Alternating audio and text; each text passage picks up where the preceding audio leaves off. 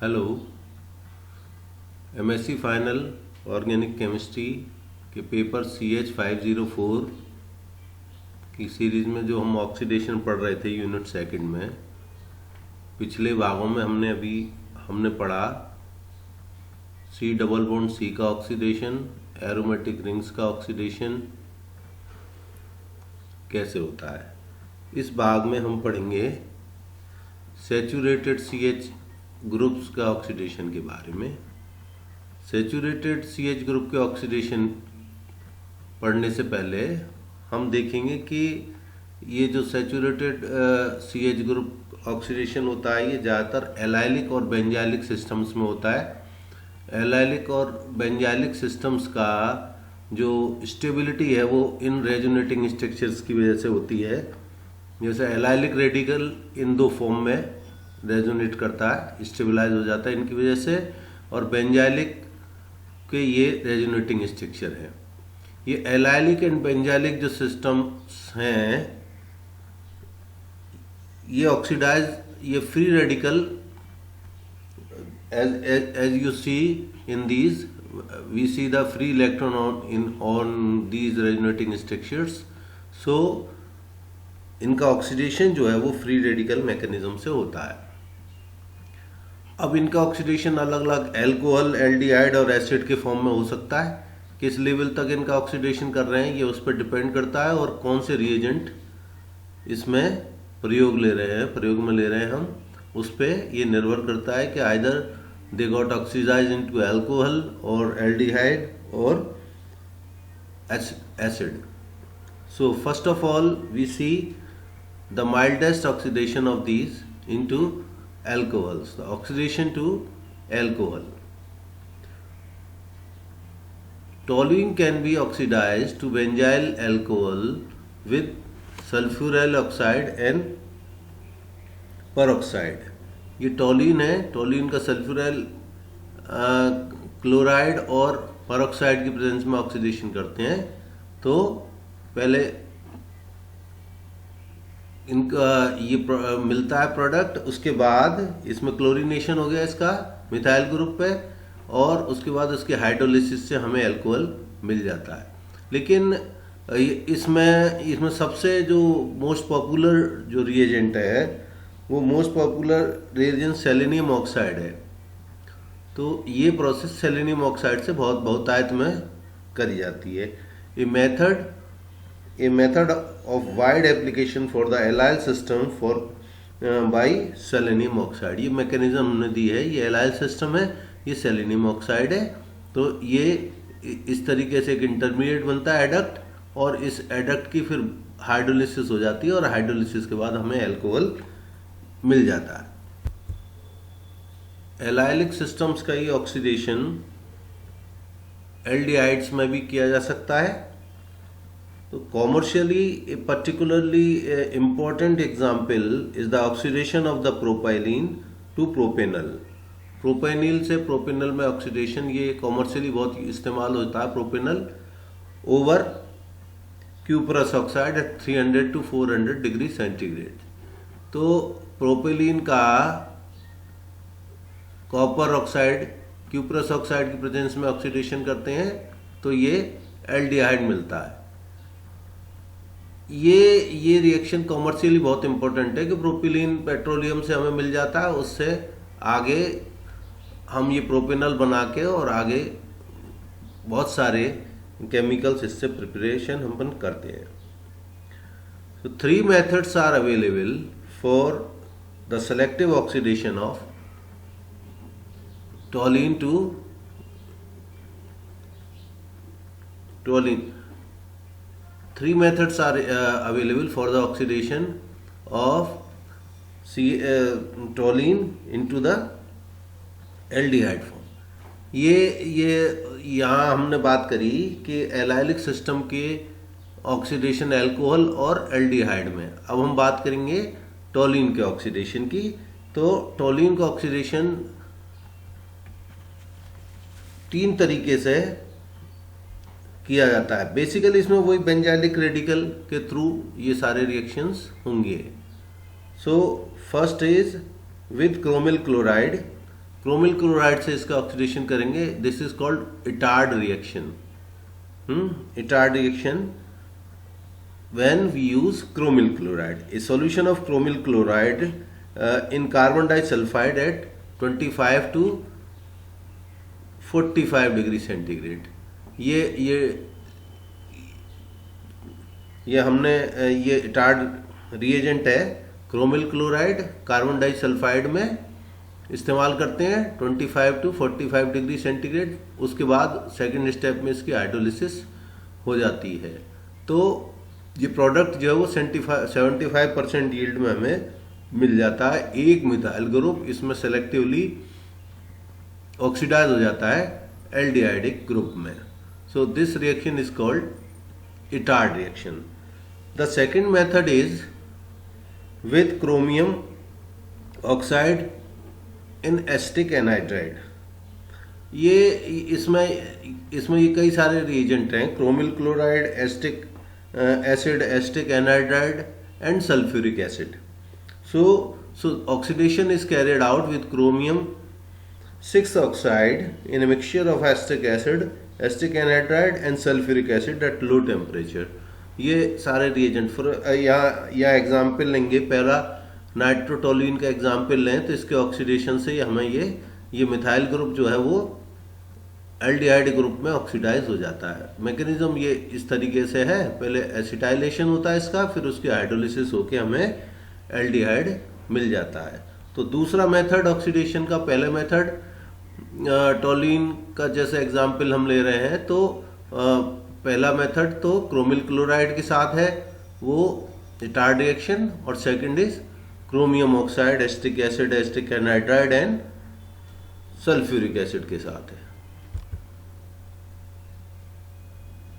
Toluene के oxidation का तीसरा मेथड जो है वो है with para nitroso dimethyl aniline. Para nitroso dimethyl aniline के साथ ऑक्सीडेशन करने में the benzylic compound is treated with para nitroso dimethyl aniline and the resulting imine is hydrolysed. यहाँ टोलुइन की reaction para nitroso dimethyl aniline से किया, ये imine बनता है, इमीन के हाइड्रोलिसिस से या यहाँ पे एल्डिहाइड इसका एल्डिहाइडिक फॉर्म में कन्वर्ट हो जाता है। तो ये दो मेथड रहे जिसमें हमने एलाइलिक सिस्टम या बेंजाइलिक सिस्टम का ऑक्सीडेशन किया आइदर इन एल्कोहल और एल्डिहाइड। नाउ अब बात करते हैं हम कि कार्बोक्सिलिक एसिड में ऑक्सीडेशन इनका किस तरीके से होता है। तो मिथाइल ग्रुप कार्बोक्सिलिक एसिड में ऑक्सीडेशन के लिए methyl group on aromatic rings can be oxidised with chromium 6 oxide, permanganate और नाइट्रिक एसिड। पहले मेथड में ये मिथाइलिक ग्रुप किसी भी ऑर्गेनिक सिस्टम में हो उसका परमैंगनेट से या क्रोमियम ऑक्साइड से डाइक्रोमेट के फॉर्म में ले लें, परमैंगनेट ले लें और नाइट्रिक एसिड की प्रेजेंस में, तो ये मिथाइल ग्रुप कार्बोक्सिलिक एसिड में कन्वर्ट हो जाता है। ये स्ट्रॉन्ग ऑक्सीडाइजिंग एजेंट्स हैं। जैसे इस एग्जांपल में अपन ऑर्थोक्लोरोटोलुइन का ऑक्सीडेशन किया है KMnO4 की प्रेजेंस में, तो ऑर्थोक्लोरोबेंजोइक एसिड हमें मिल गया है।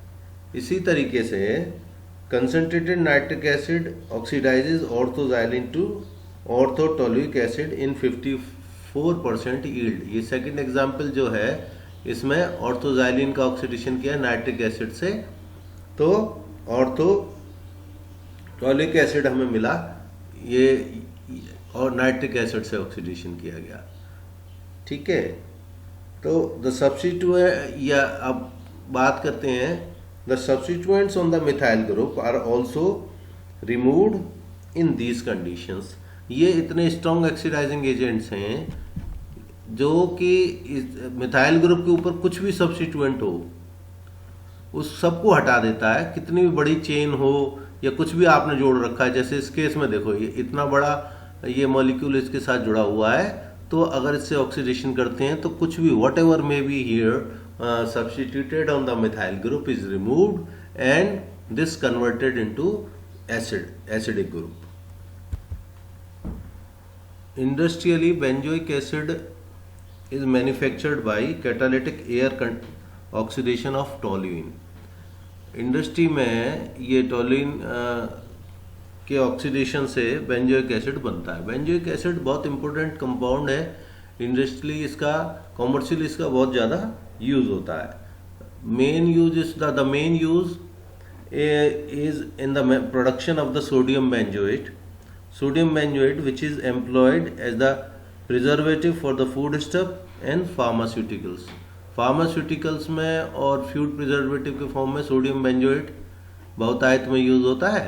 तो बेंजोइक एसिड बहुत इंपॉर्टेंट कंपाउंड है जिसकी डिमांड बहुत ज़्यादा है। तो कॉमर्शियली इसके प्रोडक्शन के लिए it is produced by the oxidation of the toluene in air in presence of some catalyst.